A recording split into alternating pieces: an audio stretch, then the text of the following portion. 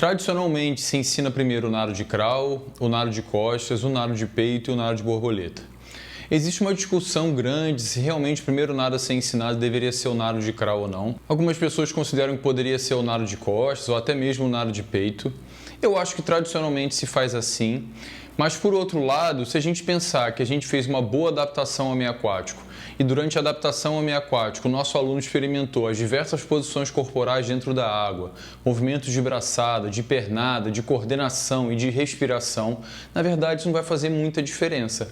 Nada impede que os nados sejam ensinados até ao mesmo tempo, dependendo da situação, mesmo que momentaneamente seja dada mais ênfase a um dos nados ou a um fundamento técnico de um nado do que aos outros nados. Então é importante que vocês consigam reconhecer o nado de crawl, que vocês saibam descrever esses fundamentos, que é tudo aquilo que a gente vai ensinar.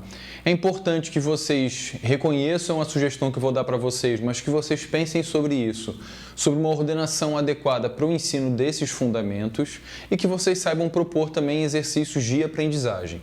No final das contas é o que a gente quer, que vocês saibam reconhecer o nado e que vocês saibam ensinar os seus alunos a nadar. E a primeira pergunta que eu faço para vocês é: você conhece o nado de crawl?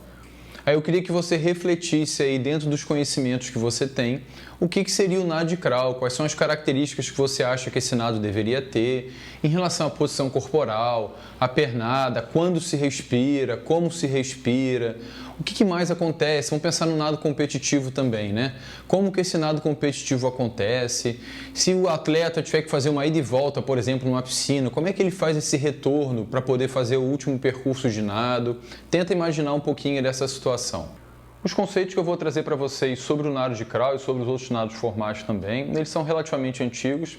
Isso não tem problema porque a ideia é só a gente caracterizar, né? A gente conceituar esses movimentos. Então, dentro dessa primeira proposta aqui, o que seria o nado de crawl? O nado de crawl é uma técnica ventral, ou seja, a gente está de barriga para baixo. Ela é alternada, enquanto um braço faz um movimento, outro braço está fazendo outro movimento, então os braços não se encontram. Os membros inferiores também são alternados. O nado ele é simétrico. Por que esse simétrico está entre aspas? Porque, na verdade, por mais que você tente fazer exatamente da mesma maneira o movimento do braço direito com o braço esquerdo, você não consegue. Tá? Mas, em princípio, na biomecânica perfeita, aquilo que a gente faz com o lado direito do nosso corpo, a gente deveria ter condições de fazer com o lado esquerdo. E na prática, nós veremos algumas diferenças, mas isso não compromete demasiadamente a qualidade técnica do nado. Então, em função do nado ser alternado, as ações motoras dos membros superiores e inferiores acabam garantindo ou gerando uma propulsão contínua. A gente pode acompanhar ou comparar, na verdade, o nado de crawl e o nado de costas, que são nados alternados e contínuos, como se fosse o andar. Quando a gente está andando com o movimento dos membros inferiores, ele também é alternado, né? Enquanto uma perna está apoiada na frente, outra perna está lá atrás, depois há esse balanceio da perna para a perna que estava atrás e para frente, a gente anda de forma contínua. Diferente se a gente andasse pulando, né? Se ao invés de a gente andar a perna direita, esquerda, eu andasse pulando, eu andaria de forma descontínua. Então, nado de crawl e nado de costas, já adiantando, são nados alternados e nados contínuos. Nados de peito e nados de borboleta são nados simultâneos e, por causa disso, então, são descontínuos.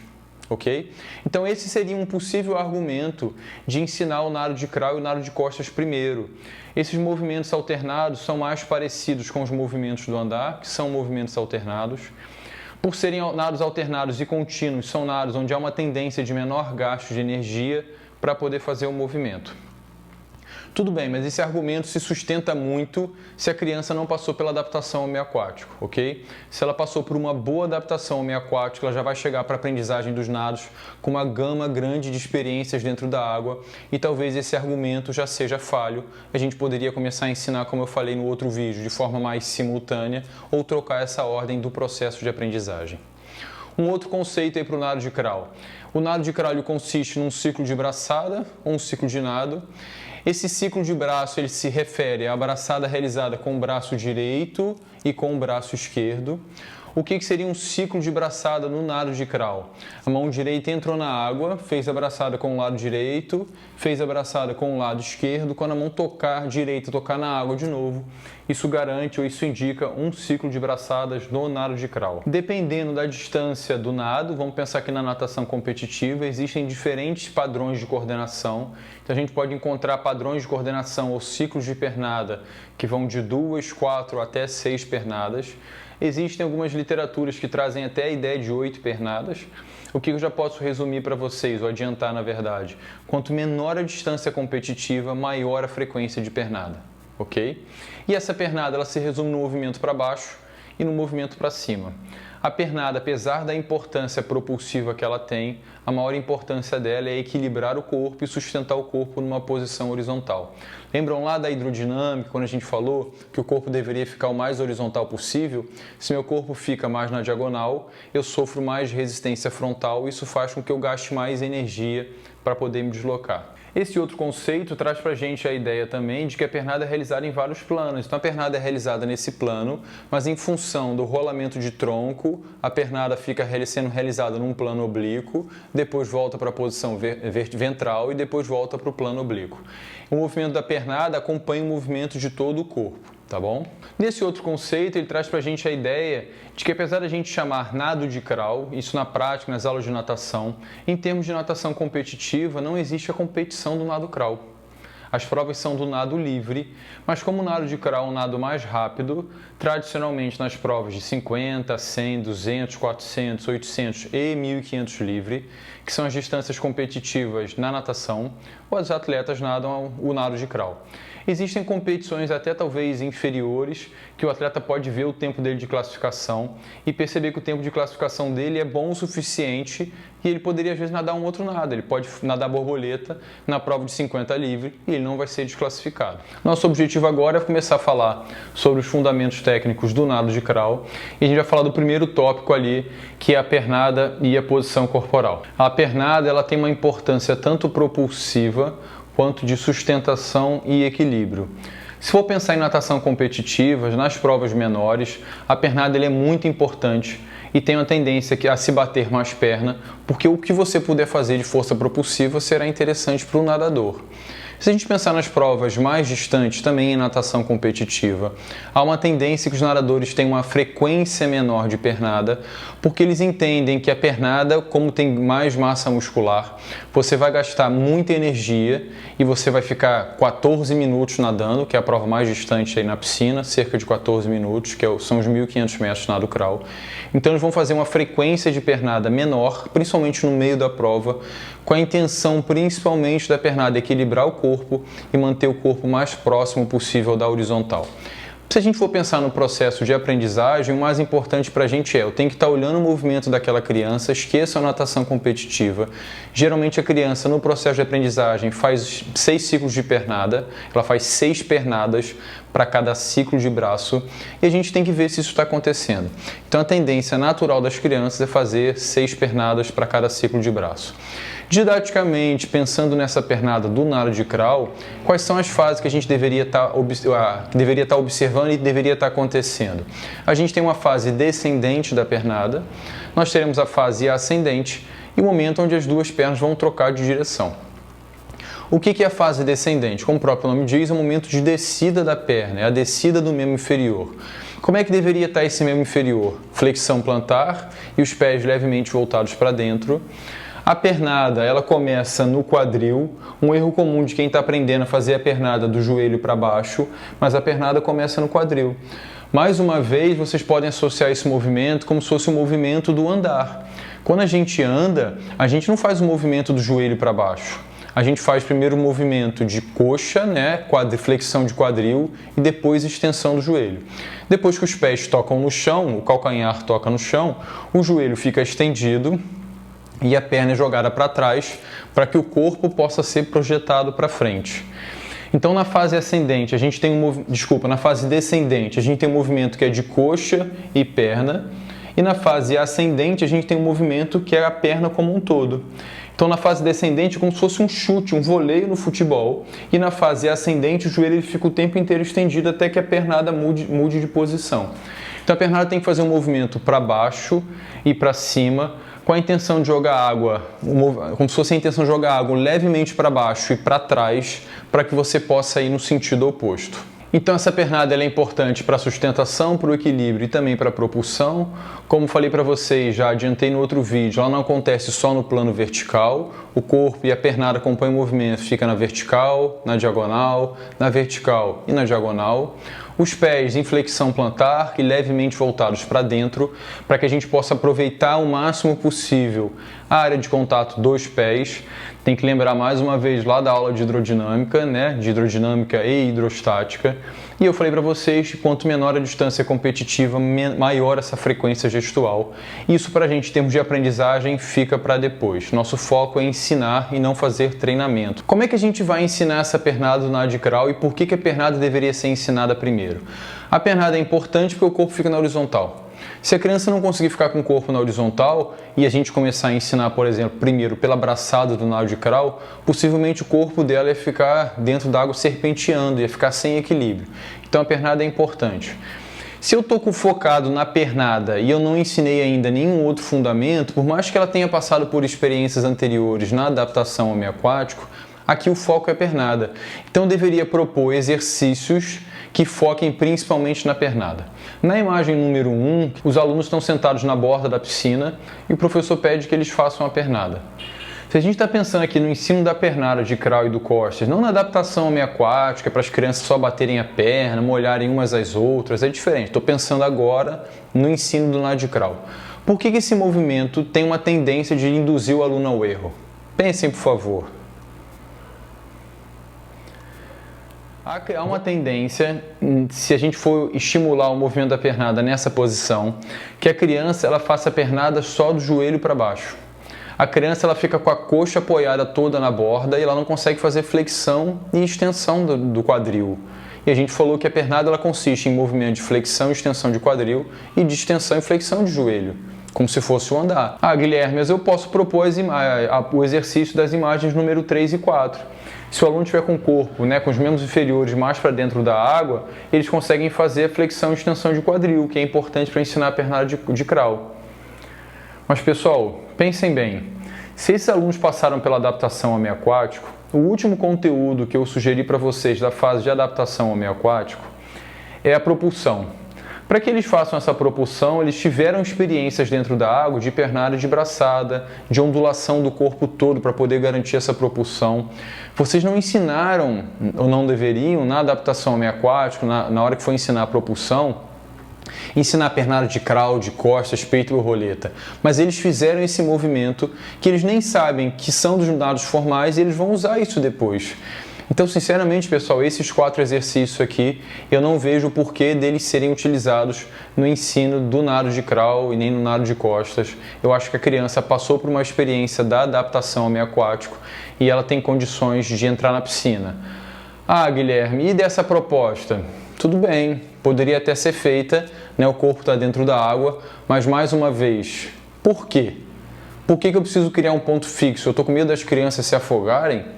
Elas já não tiveram experiência na adaptação ao meio aquático, aprenderam a respirar, aprenderam equilíbrio, aprenderam giro. Elas já conseguem fazer isso tudo de forma quase que espontânea, pelo processo. Então, mais uma vez, eu levanto a reflexão, será que esse tipo de exercício para a pernada do nado de crawl, ela seria importante? E esse exercício, Guilherme, por que muitas vezes se utiliza a prancha na natação, pessoal? Existem diversos treinadores que criticam a utilização da prancha para poder ensinar a pernada de crawl, e o argumento é que com a prancha o meu corpo tem que ficar com uma posição fixa, eu não tenho giro de corpo, e quando eu estou nadando no nado de crawl eu vou ter esse giro o tempo inteiro.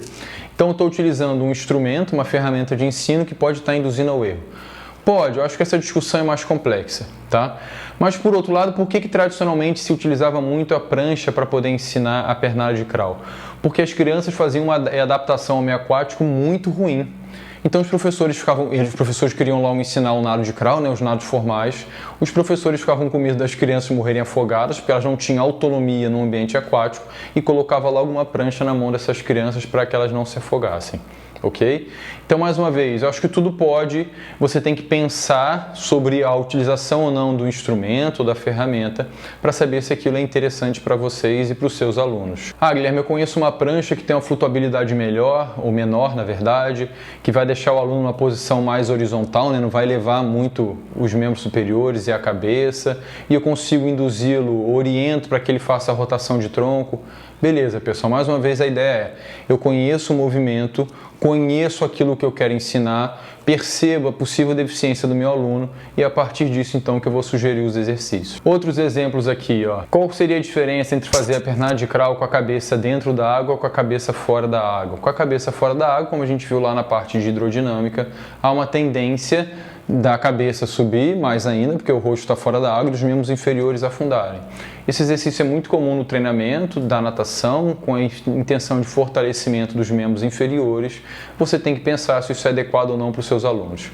Os exercícios que eu mais gosto de pernada para o nado de crawl são os exercícios que a criança está com a mão na coxa, tá bom? Pode fazer a pernada no fundo, na superfície, com as mãos para frente, com as mãos alternadas, então tem muita variação para a gente fazer. Esse exercício de pernada também pode ser feito por meio de atividades lúdicas.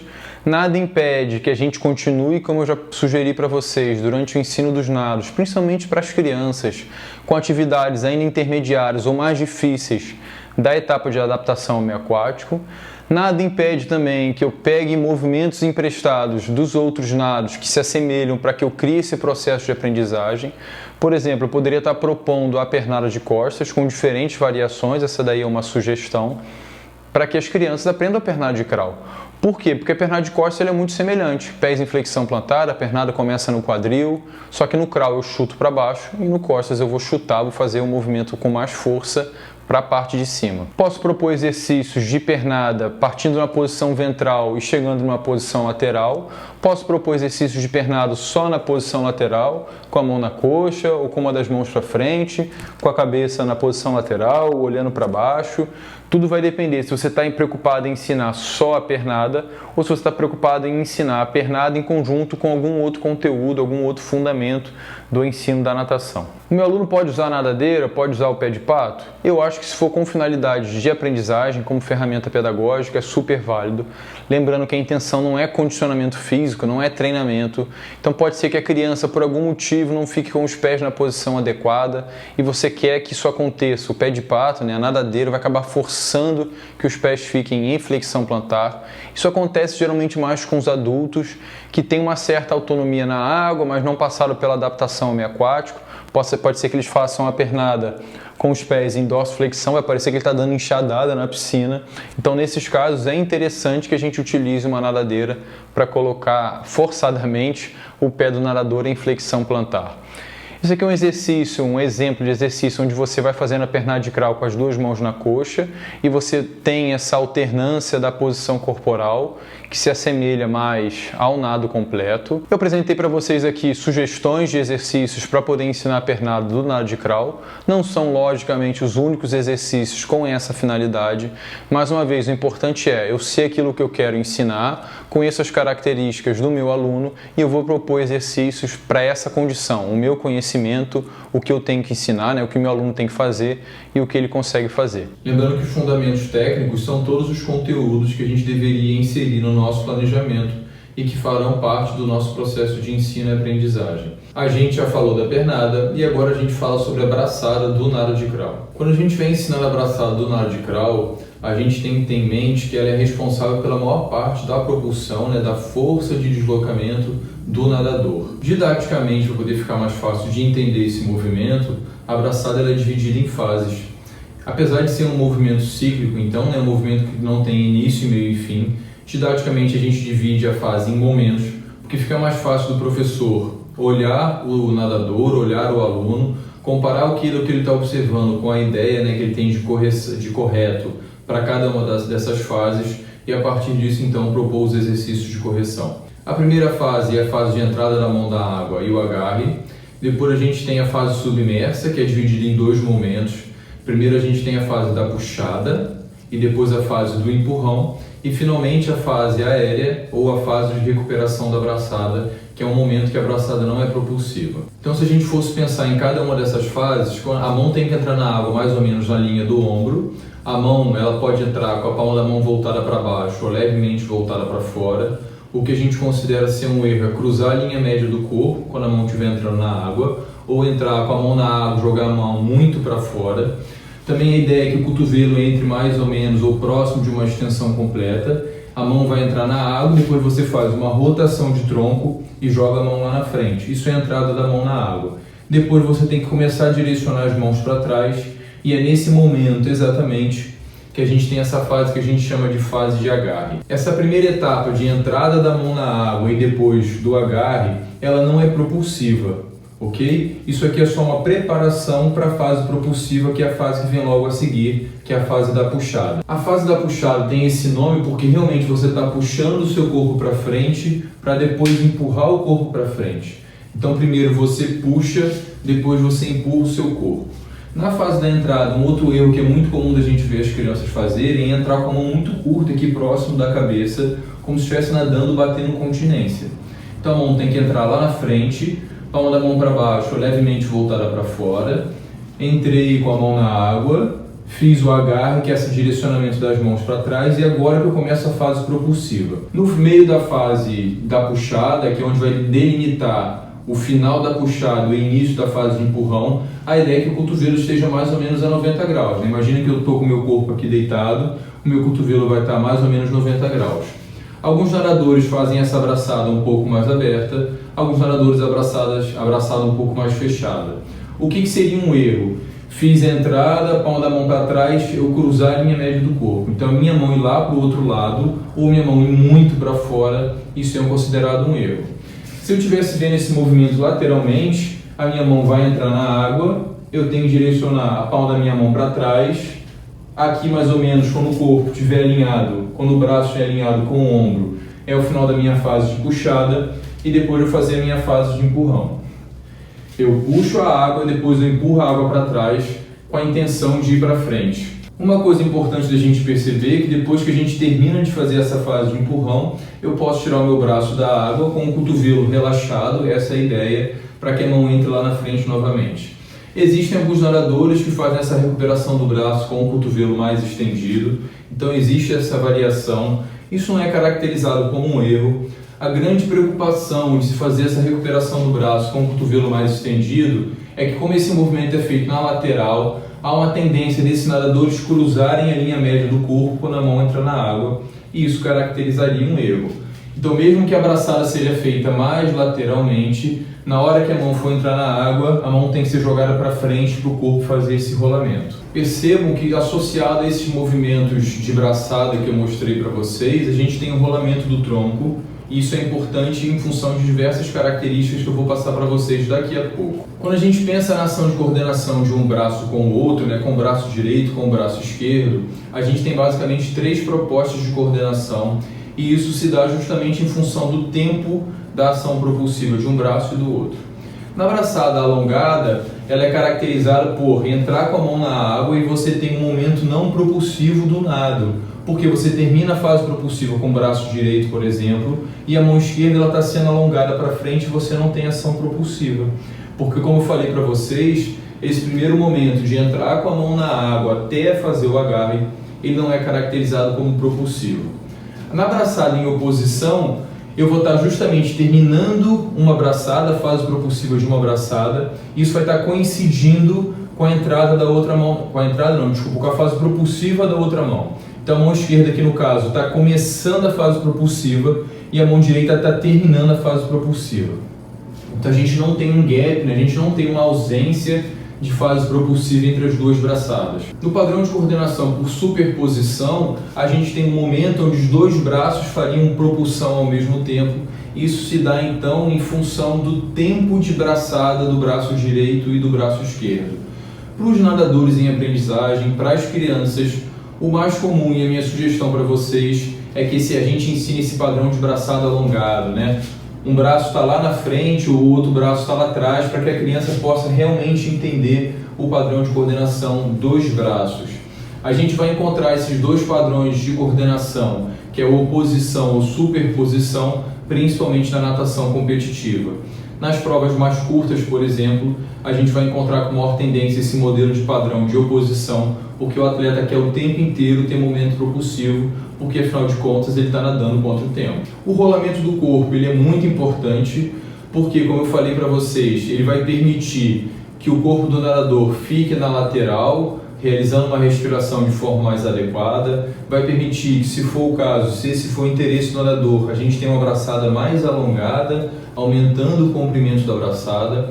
Essa parte do corpo do nadador que fica para fora da água em função do rolamento, ela gera menos contato com a água, em função disso gera menos resistência frontal também. Para poder ensinar a braçada do nado de crawl, a gente vai ter que ter a ideia inicial de que os nossos alunos passaram pela fase de adaptação ao meio aquático, e lá, mesmo que eles não soubessem, não que fosse o foco, eles fizeram alguns movimentos de rotação do braço, parecidos com a braçada do nado de crawl. Então, se o nadador teve essa oportunidade, se a criança teve essa oportunidade, ela passou por esse momento de experimentar a braçada do nado de crawl. Então, ela já consegue realizar, mesmo que de forma às vezes grosseira, a rotação dos braços com o mínimo de coordenação. Pode ser que não. O que a gente tem que ter a ideia agora? Eu posso fazer tanto exercícios unilaterais, que é rodar um braço só, por exemplo, com o braço para frente ou o braço na coxa, ou posso fazer exercícios onde os braços estão em posições alternadas, eu vou ficar determinado tempo aqui só fazendo pernada, troco a ação dos braços, pernada, troco braçada. Qualquer situação, então, na qual eu repita a braçada. Pode ser para um lado e pode ser pensando até nos dois movimentos ao mesmo tempo. Nada me impede também que o indivíduo quase nade o nado completo, só que eu estou preocupado, o meu foco de observação é na braçada, e a minha sugestão é que para todos esses educativos a gente não coloque a respiração como parte do educativo. Por quê? Porque a respiração é um dos momentos mais difíceis da coordenação do nado, e a ideia então aqui é que a gente use uma respiração que a gente vai chamar de respiração geral. Tanto na pernada que a gente viu no vídeo anterior, quanto na respiração agora, a minha sugestão é, como você ainda não ensinou a respiração específica, que nesse momento, para poder respirar, o nadador coloca o pé no chão.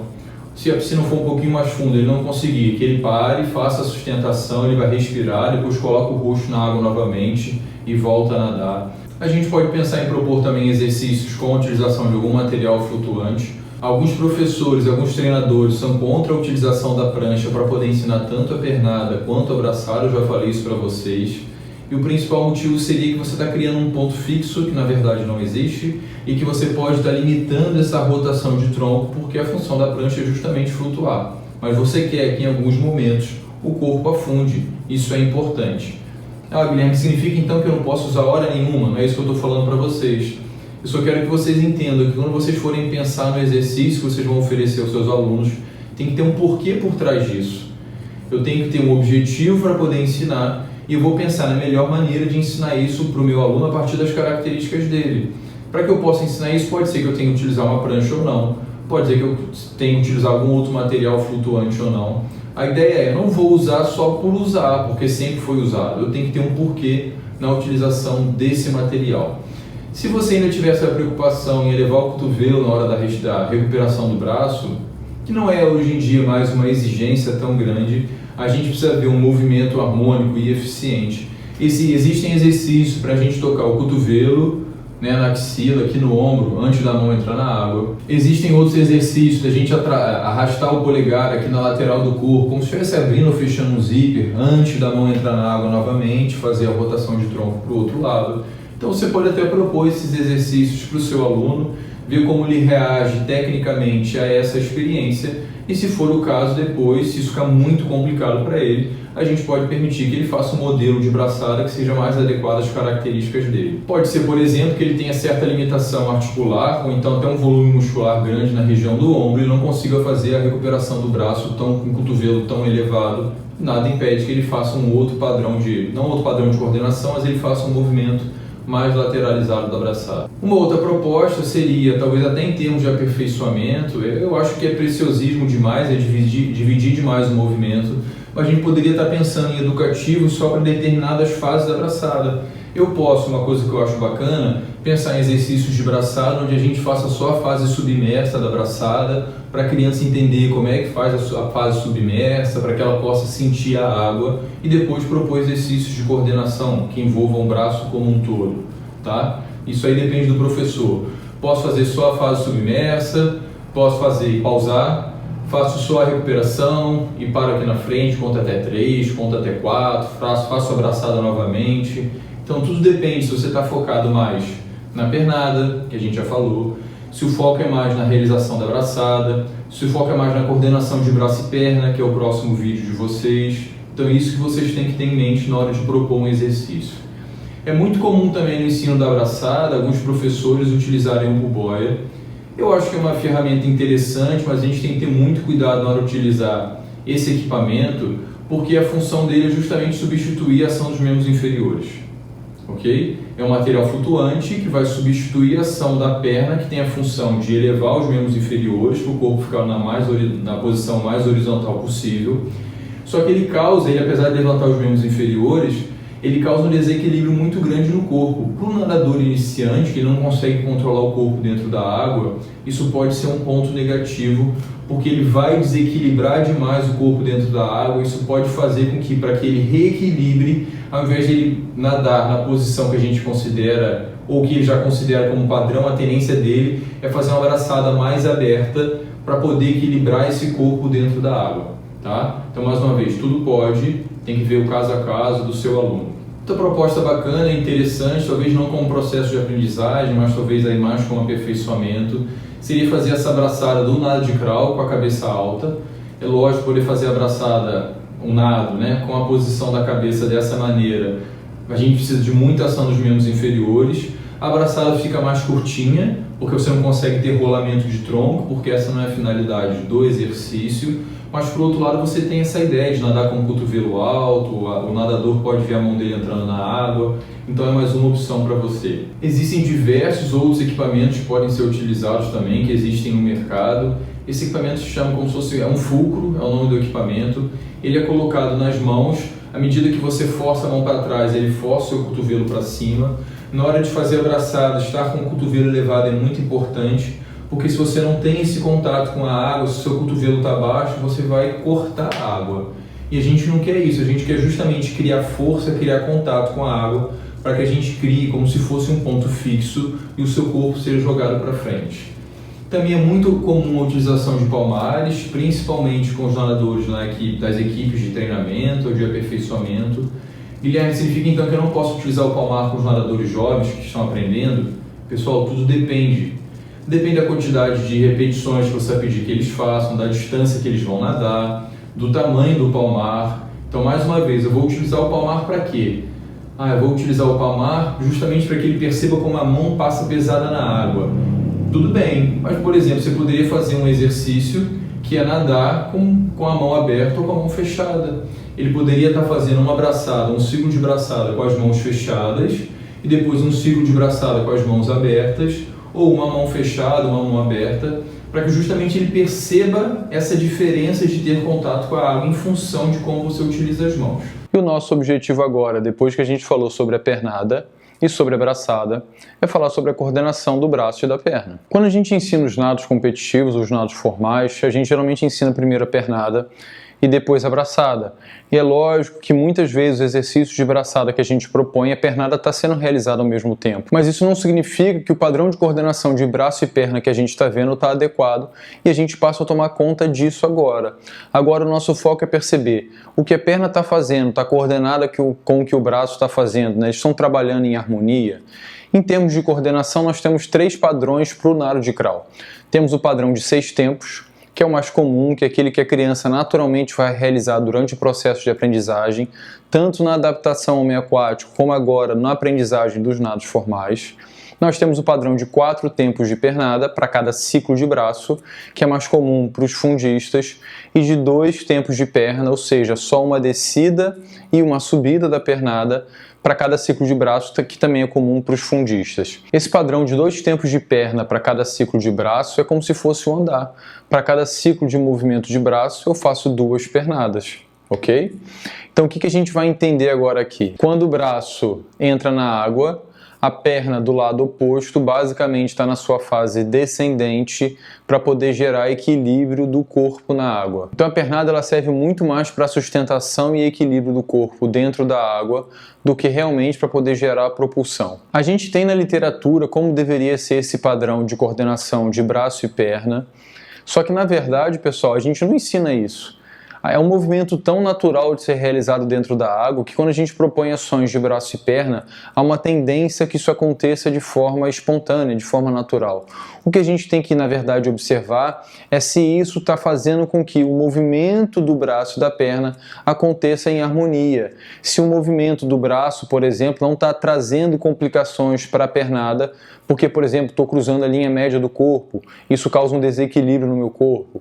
Ou se a minha perna, por algum motivo, não está adequado o suficiente e, por isso, então, compromete a ação dos membros superiores. Mas não tem como você fracionar isso a ponto do indivíduo entender que quando um braço entra na água e o outro está fazendo a fase descendente, tá bom? Como é que eu vou ensinar, então, esse padrão de coordenação de braço e perna?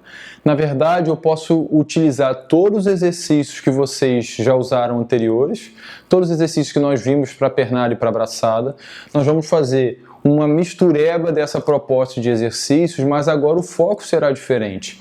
Ao invés do foco ser só na pernada, da minha observação, ao invés do foco ser só na braçada, eu vou estar mais preocupado com o movimento como um todo do nado. Percebam, por favor, que a gente ainda não falou da respiração específica.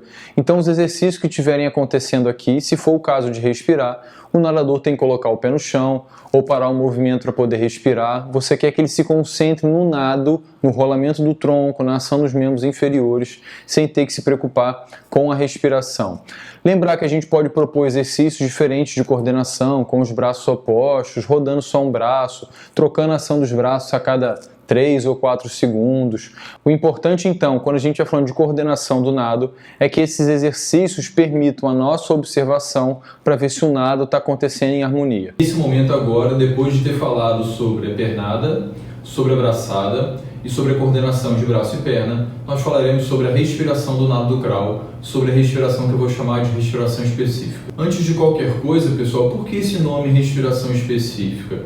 Porque eu considero que tudo que a gente ensinou antes, que foi a pernada, que foi a braçada e a coordenação desses dois fundamentos técnicos, coordenação de braço e perna, a gente deveria fazer tendo em mente que a respiração específica ainda não foi ensinada. Se ela não foi ensinada, eu não deveria cobrar que meu aluno a faça. Se eu estou ensinando então a pernada, eu não vou pedir que ele faça a respiração lateral. Os exercícios de pernada que eu estiver propondo, eu vou pedir que ele respire de qualquer outra maneira. A criança pode, por exemplo, estar respirando colocando os pés no chão. Ela pode estar na posição ventral e na hora de respirar ela vai virar para a posição lateral e depois virar para a posição dorsal para respirar. Ela pode fazer a pernada de crawl, imagina que eu estou na horizontal, e na hora de respirar ela vai olhar para frente. Então tudo isso é respiração geral, porque a respiração específica ela é feita lateralmente. Chegou o momento então da gente entender o que é essa respiração específica.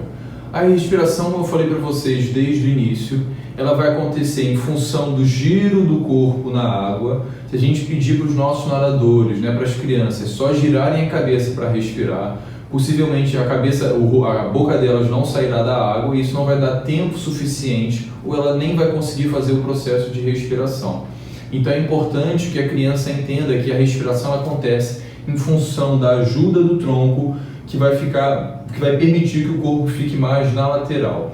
Outra coisa importante da gente entender é o momento adequado que esse processo de respiração deveria acontecer. Imagina então que eu estou com o meu corpo na horizontal, eu falei para vocês que a primeira ação das mãos na água é fazer esse processo de entrada, que deveria ser na linha do ombro. Imagina que eu estou olhando para baixo, tá bom? Quando a mão entra na água, eu vou fazer esse giro do tronco. Mesmo que eu não estivesse respirando, eu estaria com a cabeça numa posição parada. Fiz a braçada, houve o giro do tronco para o outro lado, fiz a recuperação do braço, entrei com a mão na linha no ombro. Se eu quiser respirar, eu vou justamente aproveitar essa situação. À medida que a mão está entrando na água e o meu corpo está girando, eu vou estar girando junto à cabeça para poder fazer a respiração. Depois que eu respirei, eu estou continuando a ação da braçada, o meu rosto precisa voltar para dentro da água, porque como a gente falou que as braçadas são alternadas, esse outro braço ele está sendo jogado para frente para poder ele fazer a entrada. Se eu estiver fazendo a respiração ainda com a recuperação do braço, isso vai travar o movimento, eu vou caracterizar um erro. Então a mão está entrando na água, significa que o outro braço está fazendo a fase de empurrão. Entrei, estou fazendo o empurrão, é o máximo da rotação do tronco. Vou fazer a respiração, levantar a cabeça errado, olhar para o céu também errado. Eu vou acompanhar o movimento, vou estar com o rosto todo deitado na água. Imagina que aqui tem um travesseiro, né? Eu estou deitado na água, estou fazendo a respiração, estou continuando com a braçada, vou voltar com o rosto para dentro da água. Existem diferentes padrões de coordenação do braço com a respiração. Se a gente está adotando um padrão par de respiração, os nadadores vão respirar todas as vezes para o mesmo lado. Então eu estou nadando, se eu vou fazer um padrão par de respiração, essa mão entra na água, a minha mão esquerda, eu estou respirando para o lado direito, vou fazer um padrão, por exemplo, de 2 por 1. Respirei, uma braçada, 2 braçadas, estou respirando novamente. Se fosse 4, daria no meio. Um padrão ímpar de braçada, de coordenação de respiração com braçada, que aí começaria com 3, eu vou respirar 1 hora para cada lado. O que eu tenho que pensar para o iniciante? O padrão de respiração para o iniciante mais fácil é o padrão unilateral, onde ele está respirando o tempo inteiro para o mesmo lado. Então ele pode fazer uma ida na piscina respirando para o lado direito e a volta ele vai fazer respirando para o lado esquerdo. É importante que a gente induza um padrão específico de respiração para os nossos nadadores, porque senão a tendência é que eles respirem só para o lado mais conveniente. E na verdade eles precisam aprender a respirar para os dois lados. Inicialmente então um padrão de respiração unilateral, respira só para o lado direito na ida, né, utilizando pequenos percursos. Na volta respira para o lado esquerdo. E à medida que ele começar a dominar mais a respiração, junto com o processo de coordenação da respiração com a braçada, eu posso induzir padrões de respiração bilateral. Então ele respira uma vez, 1, 2, 3, respira para o outro lado, depois respira para a direita e respira para a esquerda. Então o nadador ele tem que ter condições de respirar todas as vezes para um lado, seja ele qual for, ou respirar para os dois lados. O que pode acontecer com alguns iniciantes? Como esse padrão de respiração de 2 por 1, a frequência respiratória é muito grande, apesar disso ser interessante para que ele possa estar sempre respirando, e isso faz com que ele consiga nadar maiores distâncias, pode ser que ele não consiga coordenar isso tão facilmente. Então, nesses casos, pode ser que seja interessante que o nadador faça um padrão de 4 por 1, se ele conseguir ficar esse tempo todo com a respiração presa. Então, ele faz a respiração, né? Imagina que eu estou fazendo a respiração, estou respirando nessa posição e vou fazer as 4 braçadas. 1, 2, 3 e 4. Respirar para o mesmo lado, tá? Por que isso pode ser interessante? Porque dá tempo dele se reorganizar, dele pensar no que ele está fazendo para poder respirar novamente. Se a gente for pensar em natação competitiva, há uma tendência dos nadadores velocistas não respirarem nas provas de 50 metros ou respirarem muito pouco, e a tendência é que se respire para o lado dominante, mas à medida que a gente aumenta a distância de prova, a tendência é que se respire cada vez mais. Isso é importante para a produção constante de energia para o corpo do nadador. Então o braço ele continua seu movimento, a respiração ela tem que ser inserida dentro desse padrão de coordenação dos braços sem interromper o movimento. O nadador não pode estar rodando o braço num determinado ritmo, vai respirar, para poder respirar e depois volta. Isso não pode acontecer. Vendo frontalmente, o corpo continua no alinhamento que ele tem natural. Então a respiração é feita no apoio do braço oposto. Estou respirando para o lado esquerdo, é o braço direito que está dando esse apoio. Como é que eu vou ensinar então essa respiração? Depende muito da idade de quem a gente está falando, depende mais uma vez se ela passou pelo processo de adaptação ao meio aquático ou não. A gente pode pensar se eu vou utilizar prancha ou não, a discussão disso a gente já fez nos outros vídeos. Lembrando que para ser feita a respiração é importante que haja o giro do tronco, então em função disso pode ser que a utilização da prancha mais atrapalhe do que ajude. Eu posso pegar alguns exercícios que a gente já fez anteriormente, tanto para a pernada quanto para a braçada, e agora eu vou inserir nesses mesmos educativos, ao invés de fazer a respiração geral que você tinha proposto anteriormente, a respiração específica. Então, por exemplo, um exercício que eu tinha sugerido a vocês exclusivamente para a pernada, que é fazer a pernada com as 2 mãos do lado do corpo, né? Fazendo a pernada e respirando para frente, ou respirando colocando os pés no chão. Agora, na hora de respirar, eu estou fazendo o giro do tronco, faço a respiração e depois volto para a posição ventral. Percebam que o foco aqui não é mais a pernada, e sim a respiração. Por isso que é importante a gente ter esse ordenamento da nossa cabeça. Eu ensinei a pernada, legal, o corpo está na horizontal, está sustentando o meu nadador. Ensinei a braçada, ele consegue coordenar os dois com razoável qualidade. Agora eu vou colocar a respiração nessa brincadeira para depois, que é o que a gente vê, nós veremos no próximo vídeo, a coordenação de todo o nado. Percebam essa sequência que eu acabei de falar para vocês, né? O nadador está com as mãos do lado do corpo, ele começa na posição ventral, pode fazer o giro só para o lado direito, com a respiração, só para o lado direito, pode fazer o giro e a respiração só para o lado esquerdo, ou vai fazer uma vez para cada lado, tudo depende do que você pretende oferecer. Eu acho que o mais importante é que esse nadador, como eu já falei anteriormente, experimente essa situação de respirar para os dois lados. Então ele tem que ter atividade de respiração só para o lado direito, ele tem que ter atividade de respiração só para o lado esquerdo, e ele tem que ter atividade de respiração bilateral. Não deixe essa proposta de experimentação livre do nadador. A tendência é que ele faça aquilo que ele domina mais e ele vai deixar de fazer o que ele não sabe.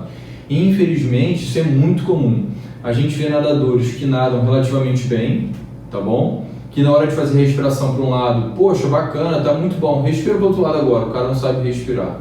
Por incrível que pareça, bons nadadores, às vezes até nadadores adultos. Então, para poder fechar essa nossa discussão sobre a respiração do nado de crawl, exercícios, como eu já falei para vocês, não faltam, basta criatividade.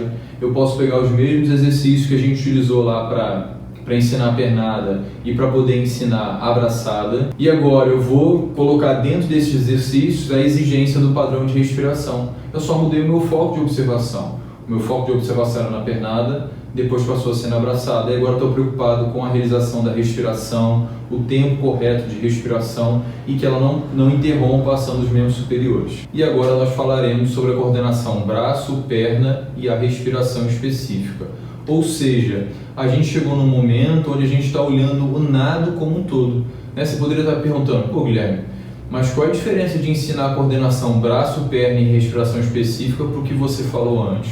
A diferença, pessoal, é que agora o seu foco de observação é no nado como um todo.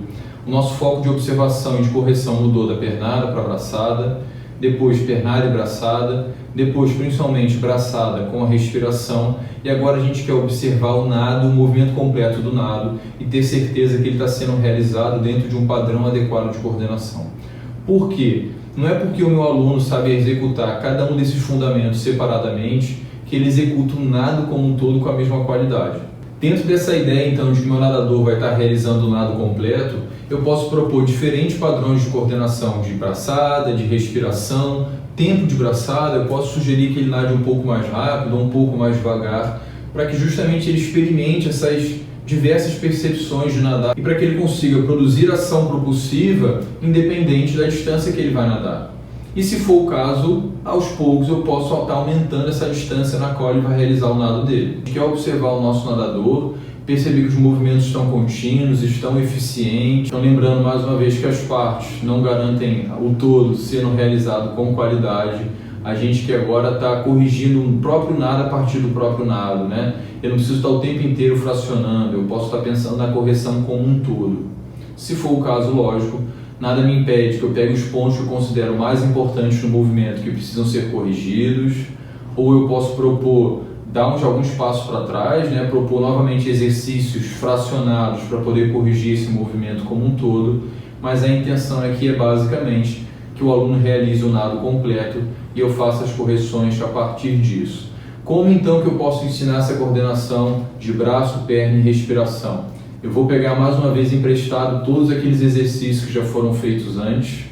Eu vou a partir disso então mudar o meu foco de observação para que esse movimento completo do nado tenha mais qualidade. Percebam que aqui então na coordenação braço, perna e respiração a gente tem o nado completo. Finalmente então a gente chegou no nado completo. Mas por que essa divisão didática que eu apresentei para vocês foi importante?